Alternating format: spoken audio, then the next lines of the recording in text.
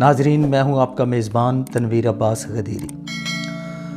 ہم بات کر رہے ہیں بندش کیسے لگتی ہے۔ انسان پر بندش خود بخود بھی لگتی ہے، تو یاد رکھیں بندش ہمیشہ کسی کے عمل پڑھنے یا کسی کے جادو کروانے سے ہی نہیں لگتی، بندش انسان پہ خود بخود بھی لگ جاتی ہے، انسان کے اعمال سے، اس کے اپنے کردار سے، اس کے اپنے رویے سے۔ انسان کا نماز، ذکر اذکار اور طہارت سے غفلت روحانی طور پر دل اور روح کو کمزور کر دیتا ہے۔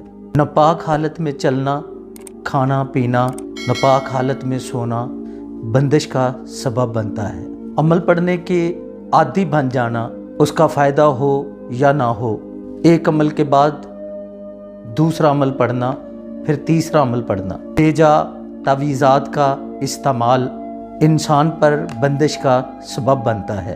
بیت الخلاء کے آداب کی خلاف ورزی کرنا بھی انسان پر بندش لگا دیتا ہے۔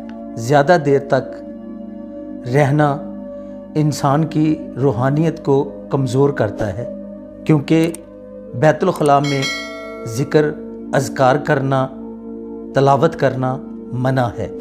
موبائل پر باتیں کرنا اور بیت الخلاء میں موبائل کا غلط استعمال کرنا بندش کا سبب بنتا ہے۔